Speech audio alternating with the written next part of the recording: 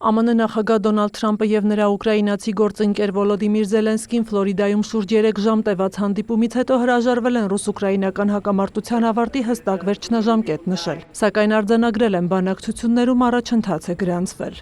Մենք հրաշալի հանդիպում ունեցանք, բազմաթիվ հարցեր քննարկեցինք, կարելի է ասել անդրադարձել ենք հարցերի 95%-ին, մենք մեծ առաջընթաց ենք գրանցել պատերազմն ավարտելու հարցում։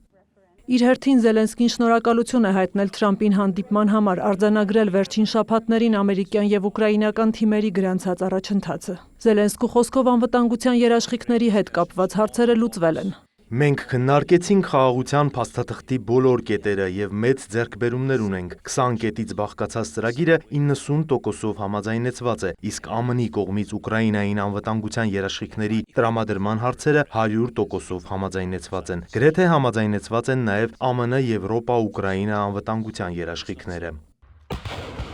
Միևնույն ժամանակ դեռևս կան խնդրահարույց կետեր, դրանցից մեկը տարածքների հարցն է։ Դոնբասի 90%-ը Զապորոժիեի եւ Խերսոնի մարզերի 75%-ը գտնվում են Ռուսաստանի վերահսկողության տակ։ Մոսկվան ցանկանում է, որ ուկրաինական զորքերը հետ քաշվեն Դոնբասի այն հատվածներից, որոնք դեռ գտնվում են Կիևի վերահսկողության տակ։ Ըստ Ուկրաինայի այդ հատվածը կարող է վերածվել ազատ տնտեսական գոտու։ Այս հարցի շուրջ ըստ Թրամփի դեռ համաձայնություն ձեռք չի բերվել։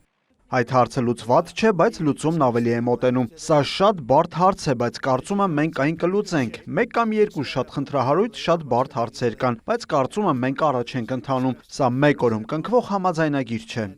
Իր հերթին Զելենսկին հայտարարել է, որ պատրաստ է խաղաղության համաձայնագիրը դնել հանրաքվեի, սակայն դրա համար նախ հրադադար է հարկավոր։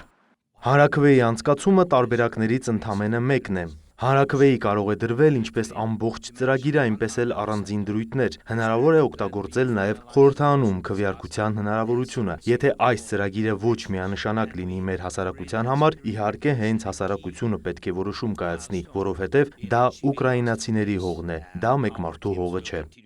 Զելենսկու հետ բանակցություններից առաջ Թրամփը 1 ժամից ավելի հեռախոսազրույց է ունեցել իր ռուս գործընկեր Վլադիմիր Պուտինի հետ։ Ըստ ԱՄՆ նախագահի Ռուսաստանը ցանկանում է օգնել։ Ռուսաստանը կօգնի, Ռուսաստանը ցանկանում է, որ Ուկրաինան հաջողության հասնի, դա մի քիչ տարօրինակ է։ Թրամփի խոսքով Պուտինը պատրաստ է Ուկրաինային էներգիա մատակարարել շատ ցածր գնով։ Ինչ վերաբերում է Ուկրաինայում հանրաքվե անցկացնելու համար հրադադարի հաստատմանը, Թրամփը նշել է, որ դա տեղի չի ունենա, քանի որ ռուսական կողմը ճիշտ չի համարում ռազմական գործողությունները դադարեցնելը, այնուհետև հնարավոր է նորից սկսելը։ Պուտին-Թրամփ հեռախոսազրույցից հետո տարածված հայտարարության մեջ այս թեմային անդրադարձել է նաև Ռուսաստանի նախագահի օգնական Յուրի Ուշակովը։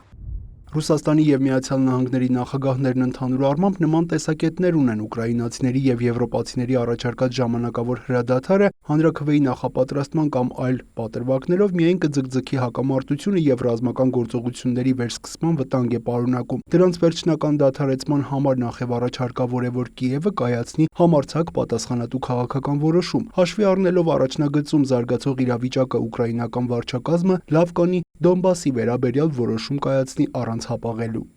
Թրամփը եւ Զելենսկին հանդիպումից հետո շուրջ 1 ժամ զրուցել են նաև եվրոպացի ղեկավարների ՆԱՏՕ-ի գլխավոր քարտուղարի եւ Եվրահանձնաժողովի նախագահի հետ։ Ուրսուլա ֆոն դեր Լայենի խոսքով Եվրոպան ողջունում է բանակցություններում ձեռք բերված լավ առաջընթացը եւ պատրաստ է շարունակել աշխատել ուկրաինացի եւ ամերիկացի գործընկերների հետ այդ առաջընթացն ամրապնդելու ուղղությամբ։ Այս ջանքերում գլխավորը պետք է լինեն երկաթի նման ամուր երաշխիքներն առաջին իսկ օրվանից, նշել է նա։ Ֆրանսիայի նախագահ Էմանուել Մակրոնը հեռախոսազրույցից հետո եւս հայտնել է, որ անվտանգության երաշխիքներն առանցքային նշանակություն կունենան արդար եւ տևական խաղաղության համար։ Մակրոնի խոսքով կամեցողների կոալիցիայի անդամները հունվարի սկզբին կվերջնականացնեն յուրաքանչյուր երկրի հստակ ներդրումն այս հարցում։ Ֆինլանդիայի նախագահ Ալեքսանդր Ստուբն իր հերթին նշել է, որ քննարկվել են պատերազմը դադարեցնելու կոնկրետ քայլեր։ Իտալիայի վարչապետ Ջորջա Մելոնին էլ հայտարարել է, Ուկրաինայի հարցով բանակցություններն առաջ են շարժվել, սակայն բաց հարցեր դեռ մնում են։ Սյուզաննա Չրաղյան, Լուրեր։